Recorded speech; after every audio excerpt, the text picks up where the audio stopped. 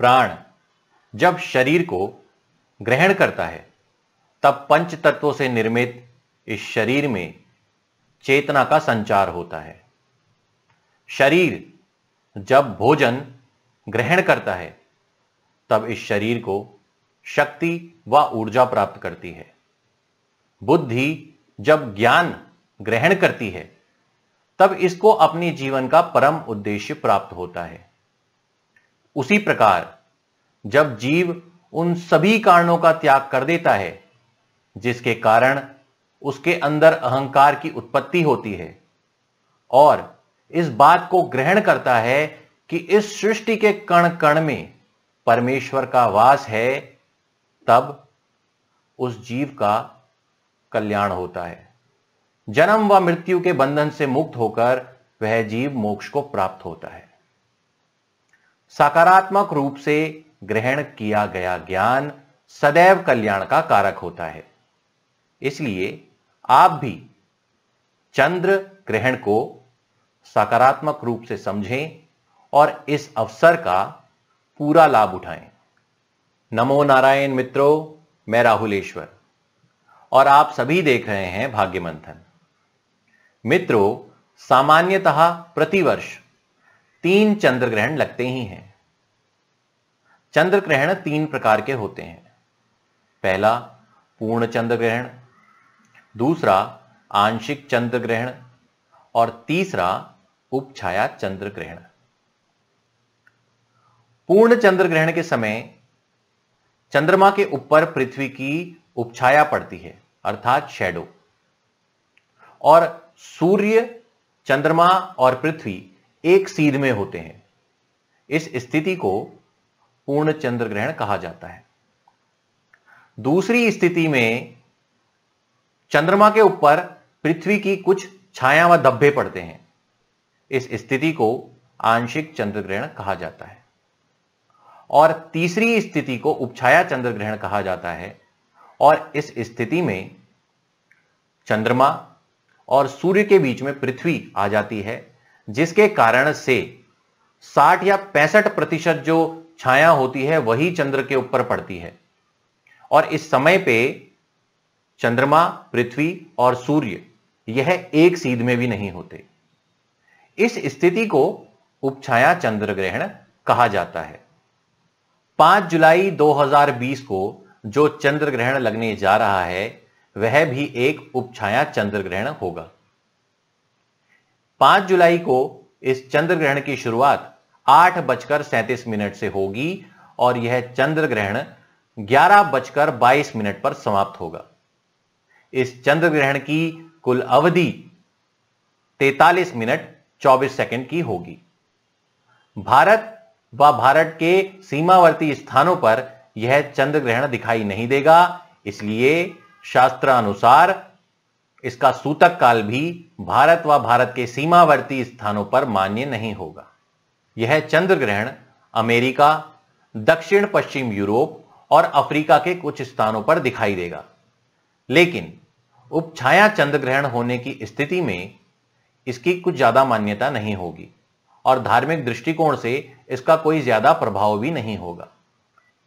सूर्य ग्रहण हो या चंद्र ग्रहण, आंशिक हो या पूर्ण, ग्रहण को इस प्रकार से अंधविश्वास के साथ जोड़ दिया गया है आजकल कि सूर्य ग्रहण या चंद्र ग्रहण का नाम सुनते ही जनमानस में भय दौड़ उठता है।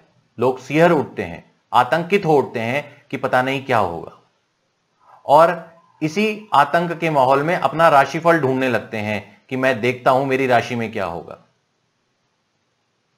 ग्रहण का वास्तविक अर्थ जो है वो प्राप्त करना है। अब आप उससे सकारात्मक तथ्य लेते हैं या आप नकारात्मक तथ्य लेते हैं, यह कुल मिलाकर आपकी मनोदशा के ऊपर निर्भर करता है। आपके आसपास का माहौल यदि आतंक से भरा होगा, अंधविश्वास से भरा होगा, तो निश्चित रूप से ग्रहण आपके लिए बुरा ही होगा। और अगर आप सकारात्मक सोच रखते हैं और सूर्य ग्रहण और चंद्र ग्रहण की जो स्थिति बनती है इसको सकारात्मक रूप से समझते हैं, तो यह आपके लिए बिल्कुल भी विनाशकारी नहीं होगा, बिल्कुल भी नकारात्मक प्रभाव देने वाला नहीं होगा। इसलिए यहां समझने की जरूरत है। आप जिस प्रकार के विचार अपने मस्तिष्क में रखेंगे, उसी प्रकार की घटनाएं आपके आसपास घटेंगी। यदि आप अपने मस्तिष्क में सकारात्मक विचार किसी चीज को लेकर रखेंगे, तो आपके आसपास सकारात्मक और अच्छी घटनाएं घटेंगी। यदि आप किसी स्थिति को लेकर नकारात्मक विचारों का मंथन करेंगे, तो आपके आसपास और आपके जीवन में नकारात्मक घटनाएं अधिक घटेंगी। सूर्य ग्रहण या चंद्र ग्रहण को लेकर यदि आप अपने से संबंधित किसी अनिष्ट की कल्पना करने लगेंगे और आपके आसपास का भी जो समुदाय है वो इसी प्रकार से अनिष्ट की और भय की कल्पना करने लगेगा, तो यह निश्चित है कि प्रकृति में और आपके आसपास अनिष्ट घटित होगा। उसका कारण यह है कि जो हमारा मस्तिष्क है वो बहुत शक्तिशाली है और यह एक संदेशवाहक की तरह कार्य करता है। हम इसमें जो विचार करते हैं, जैसा भी विचार करते हैं, चाहे वो सकारात्मक हो या वो नकारात्मक हो, वह हमारी मस्तिष्क की जो शक्ति है उससे प्रभावित होता है और संदेशवाहक के रूप में वह ईश्वर और ईश्वरीय शक्तियों को प्राप्त होता है। और उसके बाद क्या होता है कि वो घटना जब संदेशवाहक की तरह पहुंच जाती है ईश्वर व ईश्वर की प्राकृतिक शक्तियों के पास, तो वो घटना घटित होती है। और जितनी अधिक मात्रा में लोग भयभीत होकर उस घटना के संबंध में या अनिष्ट के संबंध में सोचेंगे, उतना प्रचंड वह घटना घटती है। इसलिए यहां पर इस स्थिति को आपको समझना पड़ेगा। किसी भी चीज को अंधविश्वास से जोड़कर ना देखें, उसको जांच करिए, उससे संबंधित जो मूल ज्ञान है, जो सूक्ष्म ज्ञान है, वह प्राप्त करिए कि वह ऐसा कोई भी कार्य क्यों होता है, उसका कारण क्या होता है, और भयभीत ना होइए। ग्रहण एक खगोलीय घटना है जो निश्चित अंतराल के बाद होती है और प्रति वर्ष होती है। इसलिए इसको अंधविश्वास और भय से जोड़कर नहीं देखना चाहिए। इसको समझना चाहिए कि यह क्यों घटित होती है। जब चंद्र ग्रहण लगता है तो गुरुत्व बल के कारण जितने भी पृथ्वी के ऊपर जल के अथाह भंडार हैं, जैसे नदियां हो गई, समुद्र हो गए, तो उसमें ज्वार भाटा आता है और हलचल मचती है। इसका कारण सामान्य है कि गुरुत्व बल के कारण ऐसा होता है। और कई बार ऐसा भी होता है कि भूकंप की स्थिति बनती है आपका चंद्र ग्रहण से 5 दिन पूर्व और 5 दिन बाद।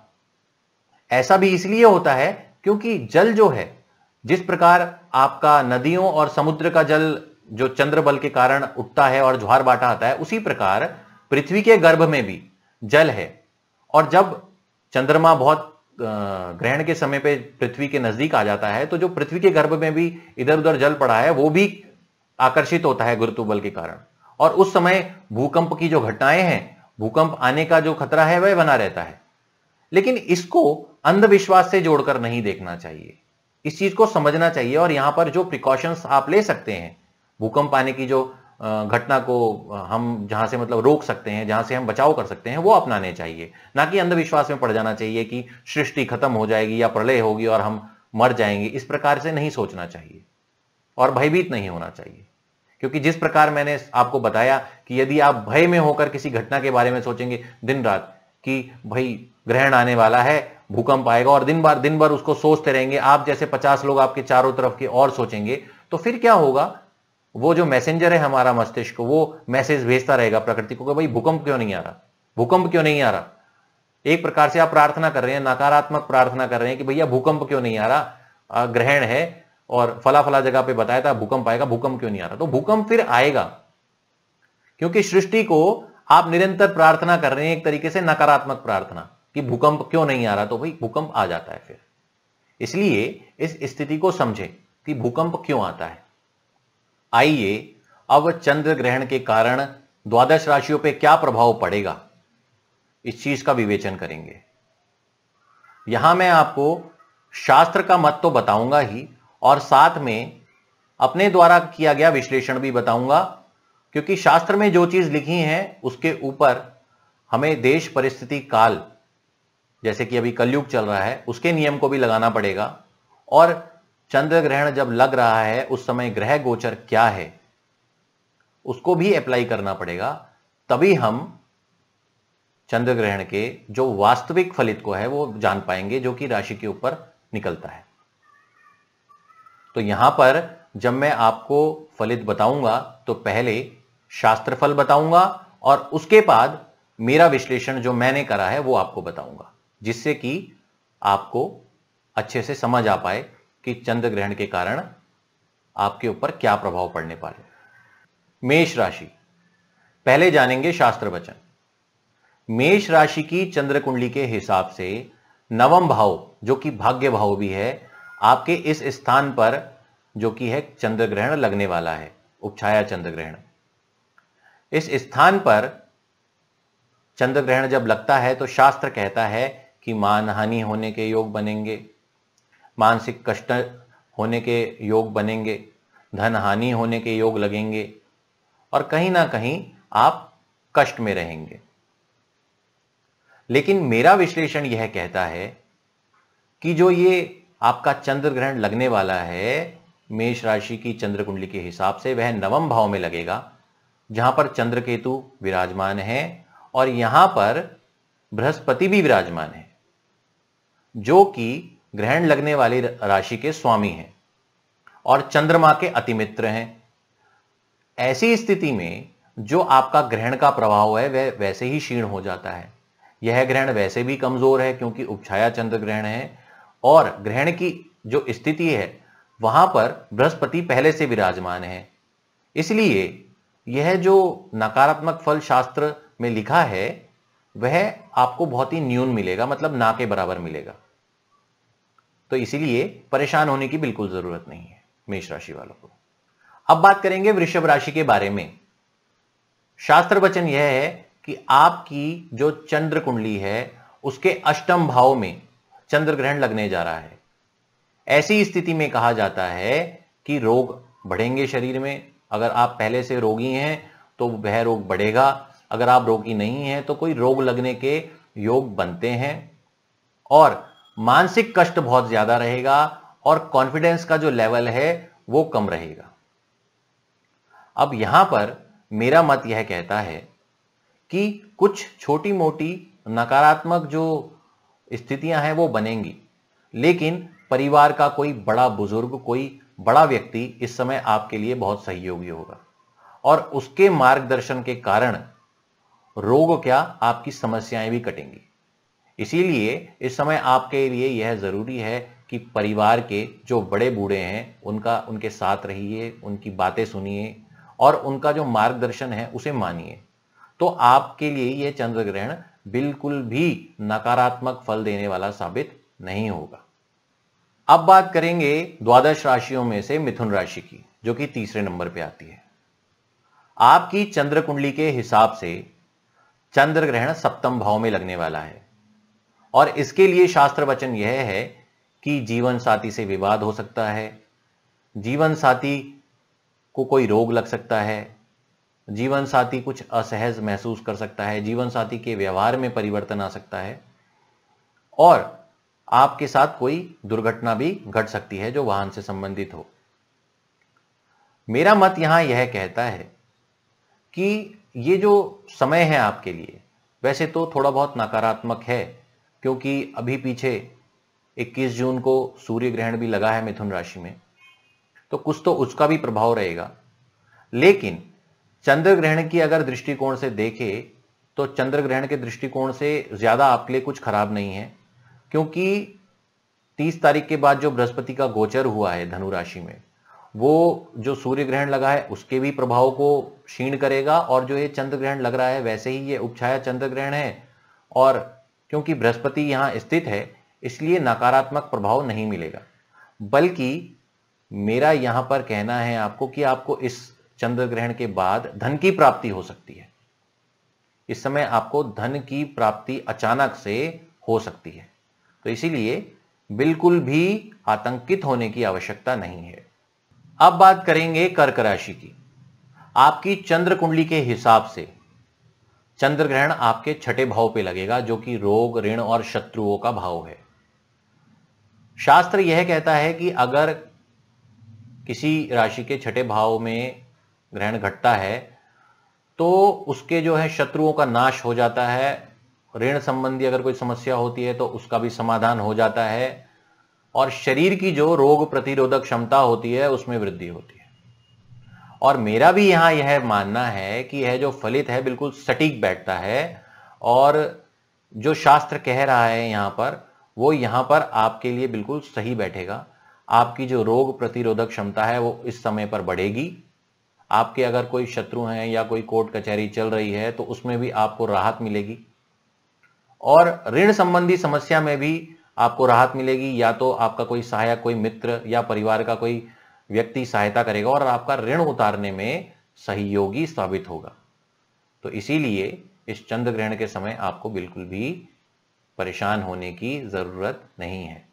अब बात करेंगे सिंह राशि के बारे में। आपकी चंद्र कुंडली के अनुसार आपकी पंचम भाव में जो कि है चंद्र ग्रहण लगने जा रहा है। शास्त्र इस स्थान पर ग्रहण लगने के लिए यह कहता है कि चोरी की संभावनाएं इस समय हो सकती हैं, चिंता आपको कोई सता सकती है, कोई दुर्घटना आपके साथ घट सकती है, और यदि आपका विवाह हो चुका है और बच्चे हैं तो उन पे कोई छोटा मोटा संकट आ सकता है, कोई रोग उन्हें परेशान कर सकता है। तो इस प्रकार के प्रभाव बताए गए। लेकिन मेरा विश्लेषण सिंह राशि के लिए यहां कहता है कि जो ग्रहण लगने वाला है वह पंचम भाव में लगने वाला है, और पंचम भाव में बृहस्पति खुद विराजमान रहेंगे इस समय पर। केतु का भी जो प्रभाव है उसे भी काटेंगे, चंद्रमा के साथ मित्रता निभाएंगे तो जो चंद्रमा के ऊपर ग्रहण का प्रभाव पड़ रहा है उसकी काट करेंगे, उसको क्षीण करेंगे, और यहां से आपको मानसिक रूप से शक्ति देंगे। तो यह जो आपका चंद्र ग्रहण है वह किसी भी रूप से आपके लिए बहुत ज्यादा कुछ ऐसे हानिकारक नहीं है जिसके लिए आपको चिंतित होना पड़े। आइए अब बात करते हैं कन्या राशि की। कन्या राशि की चंद्र कुंडली के अनुसार जो चंद्र ग्रहण लगने वाला है वो आपके चतुर्थ स्थान पे लगने वाला है। शास्त्र वचन कन्या राशि के लिए यहां यह बनता है कि इस समय भवन भूमि से संबंधित कोई चिंता आपको सता सकती है। माता व माता तुल्य स्त्रियों का जो कि है स्वास्थ्य इस समय बिगड़ सकता है। किसी स्त्री से मनमुटाव हो सकता है और लड़ाई झगड़ा तक आपका हो सकता है। वाहन दुर्घटना कोई घट सकती है, और जल से कोई रोग आपको हो सकता है, और उदर से संबंधित आपको कोई समस्या बन सकती है। ऐसा चंद्र ग्रहण का फल होता है यहां पर कन्या राशि वालों के लिए। यहां मेरा विश्लेषण भी शास्त्र से मिलता जुलता है, और कहीं ना कहीं इस समय आपको अपना बहुत ध्यान रखने की जरूरत है। यदि आप किसी यात्रा पर निकल रहे हैं तो आपको अपना जल अपने साथ ले जाएं स्वच्छ, क्योंकि यहां पर जल द्वारा पेट में संक्रमण के योग बन रहे हैं, दूषित भोजन के कारण संक्रमण के योग बन रहे हैं। तो इस समय आपको अपना ध्यान रखना चाहिए। अब बात करेंगे तुला राशि की। आपकी चंद्र कुंडली से जो कि चंद्र ग्रहण लगने वाला है तुला राशि की चंद्र कुंडली के हिसाब से, वह लगने वाला है तीसरे स्थान पर। शास्त्र वचन तुला राशि के लिए यह कहता है कि आपको भाई बहनों से लाभ होगा, धन लाभ के योग बनेंगे, कोई रुका हुआ कार्य बन सकता है, और अच्छा है सब कुछ। लेकिन मेरा विश्लेषण यहां यह कहता है कि तुला राशि जो है वो अभी वैसे ही शनि की ढैया से पीड़ित है, और इस समय पे कोई बहुत बड़ा चमत्कार होने की आशा आप ना रखें। आपके लिए सामान्य सी स्थिति रहेगी इस समय। ना तो बहुत ज्यादा कुछ बुरा है, ना तो बहुत ज्यादा कुछ अच्छा है।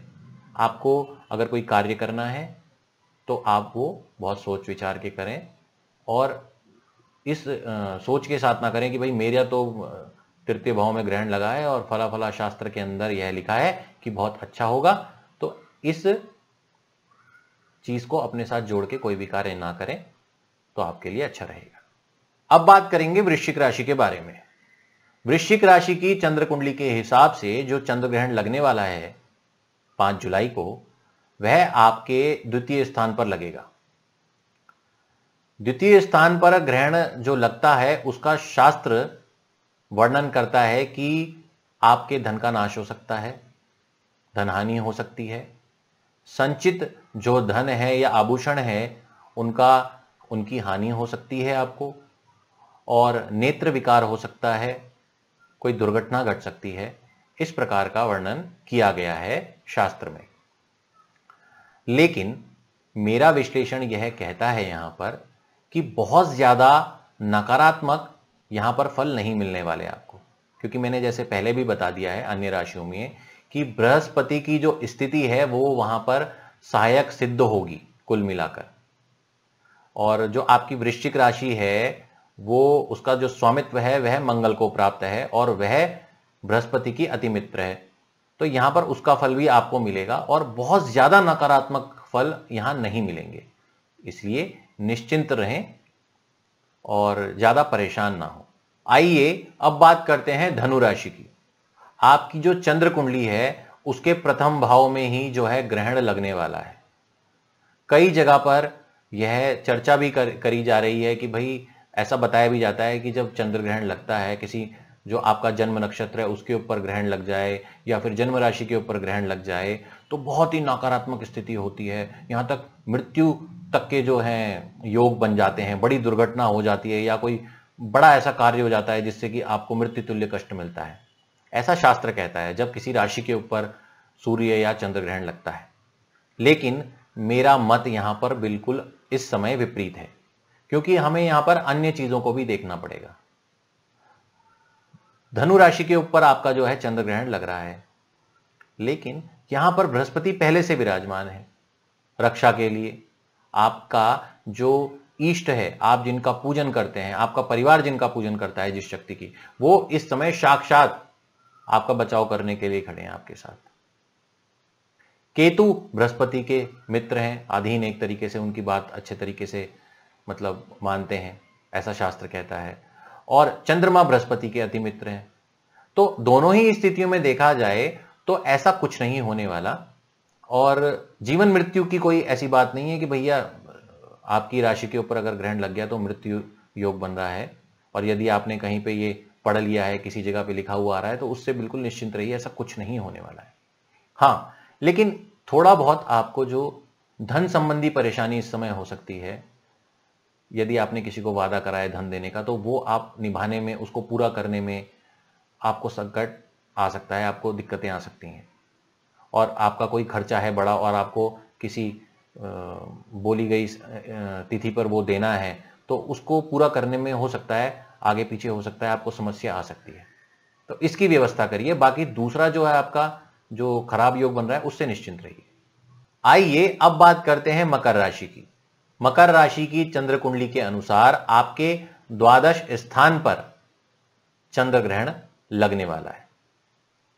शास्त्र वचन यह है द्वादश भाव के ग्रहण के लिए कि यात्रा में परेशानियां आपको हो सकती हैं, आपके जो खर्चे हैं वह अनाप शनाप हो सकते हैं, और जो आपने नहीं सोचे होंगे वो भी आपके सामने आकर खड़े हो सकते हैं। किसी की बीमारी पर खर्चा हो सकता है, और अगर आप कहीं यात्रा पर निकल रहे हैं तो उस यात्रा में कोई दुर्घटना हो सकती है, आपको बहुत कष्ट हो सकता है। इस तरीके के योग बनते हैं शास्त्र जो कहता है। और यहां पर मेरा विश्लेषण भी यह कहता है कि आपको परेशानी हो सकती है। यदि आप किसी यात्रा पर इस समय निकलने वाले हैं ग्रहण के आसपास, एक हफ्ता बाद या पहले, तो आप थोड़ा सावधानी बरतें। अगर बिना जाए कार्य हो सकता है तो यात्रा पर ना ही निकलें तो अच्छा रहेगा आपके लिए। और अपने खर्चों को थोड़ा सा कंट्रोल करने की इस समय कोशिश करिए, बेमतलब के खर्चे ना करें और अपने स्वास्थ्य का ध्यान रखें। आपके लिए यह ग्रहण थोड़ा नकारात्मक फल देने वाला साबित हो सकता है। इसका एक और कारण है क्योंकि अभी आपकी राशि पर जो है कि 7.5 चल रही है, और अभी दूसरा चरण चल रहा है 7.5 का, इसलिए सावधान रहें। अब बात करते हैं कुंभ राशि की। आपकी चंद्र कुंडली के अनुसार आपके एकादश भाव में चंद्र ग्रहण लगने वाला है। शास्त्र यहां यह कहता है कि भाई बहुत सारा धन प्राप्त होगा, अलग अलग चीजों से प्राप्त होगा, अलग अलग कार्यों से प्राप्त होगा, आपके कार्य भी सिद्ध होंगे और आपको परिवार से भी धन की प्राप्ति होगी, कई प्रकार का सुख प्राप्त होगा इस समय पर आपको। लेकिन मेरा विश्लेषण यहां विपरीत है। कुंभ राशि पहले से 60 से पीड़ित है। अभी 24 जनवरी 2020 में ही आपको प्रथम चरण की जो कि है 7.5 लग चुकी है और यह समय कोई बड़े डिसीजंस लेने का नहीं है। कोई बड़ा धन निवेश ना करें, भवन भूमि में निवेश ना करें, किसी के साथ कोई बड़ी साझेदारी में हाथ ना डालें, आपके लिए खराब साबित हो सकता है और बहुत कष्ट देने वाला साबित हो सकता है, इसलिए सावधान रहें। अब बात करेंगे मीन राशि की। आपकी चंद्र कुंडली के अनुसार आपके दशम स्थान पर चंद्र ग्रहण लगेगा। शास्त्र यहां इस चंद्र ग्रहण के लिए यह कहता है कि कार्य सिद्धि होगी, आप जो भी कार्य करेंगे वो सिद्ध हो जाएंगे, सफलता मिलेगी, प्रमोशन होगा, धन लाभ होगा और बहुत कुछ। लेकिन यहां पर विश्लेषण किया जाए तो ऐसा बहुत ज्यादा मतलब आप इस अवसर का लाभ नहीं उठा पाएंगे। जो ग्रह गोचर हैं और अन्य जो ग्रहों की स्थितियां हैं उनका विश्लेषण करने पर यह ज्ञात होता है अवसर तो आपके पास आएंगे इस समय अच्छे, लेकिन आप देरी होने की वजह से इन अवसरों से चूक जाएंगे और बाकी सारी चीजें सामान्य रहेंगी आपके लिए। कोई चिंता का विषय नहीं है, पर बहुत ज्यादा उम्मीदें भी मत रखिएगा कि ऐसा होगा वैसा होगा और करोड़पति बन जाएंगे और ये होगा, ऐसा कुछ होने वाला नहीं है। तो धरातल पे रहिए। 5 जुलाई 2020 को गुरु पूर्णिमा भी है और जो गुरु पूर्णिमा होती है इस अवसर पर हमें ज्ञान प्राप्त करना चाहिए, पुस्तकें पढ़नी चाहिए। जो हमारे गुरु हैं, जो हमारे इष्ट हैं, जो हमारे माता पिता हैं वो भी हमारे गुरु हैं, जो हमें शिक्षा देते हैं वो भी हमारे गुरु हैं। अगर आपके कोई आध्यात्मिक गुरु हैं तो उनका ध्यान करें, उनसे बात करें। इस तरीके के कार्य आज आप कर सकते हैं और अध्ययन जरूर करें, पुस्तकें उठाएं, पढ़ें, अच्छा शास्त्र पढ़ें जिससे कि संस्कार आपका उदय हो। और एक चीज और करिएगा आज के दिन कि जो यह चंद्र ग्रहण है इससे शिक्षा लीजिएगा। जो चंद्र है उससे कुछ ग्रहण करिएगा कि कितना भी शक्तिशाली कोई क्यों ना हो, कितना भी सुंदर क्यों ना हो, कितना भी उसके पास धन हो, कितना भी मान प्रतिष्ठा हो, किसी भी रुतबा हो, बड़ा घर हो, बड़ी गाड़ियां हो, अहंकार ना करें, बिल्कुल भी अहंकार ना करें। यह किसी मनुष्य से ना आप सीखें, यह आप चंद्र और सूर्य से सीखें जो कि इतने बड़े, इतनी शक्ति लिए बैठे हैं, इतने शक्तिशाली हैं, इतने बड़े हैं। उनके अहंकार को भी भंग करने के लिए समय समय पर ईश्वर ग्रहण लगा देते हैं जिससे कि जो पृथ्वी पर जो मनुष्य रहता है वह देखे कि भाई सूर्य है इतना शक्तिशाली, चंद्र है इतना शक्तिशाली, उस पर भी ग्रहण लग रहा है, उसके भी जो अहंकार का मर्दन हो रहा है, तो भाई तुम क्या चीज हो। इसलिए इस चीज को ग्रहण करें कि अहंकार ना करें। अपने किसी भी, अगर किसी भी चीज में आप अपने जीवन में बढ़त रखते हैं, पैसे से, रुतबे से, पावर से और रूप रंग से, किसी भी तरीके का आपको घमंड नहीं करना, अहंकार नहीं करना। यही ग्रहण करना है आपको कुल मिला के इस चंद्र ग्रहण में। बाकी अंधविश्वास से दूर रहें, सुखी रहें। आपका जीवन शुभ व मंगलमय हो। मैं आप सभी से आज्ञा चाहता हूं। नमो नारायण।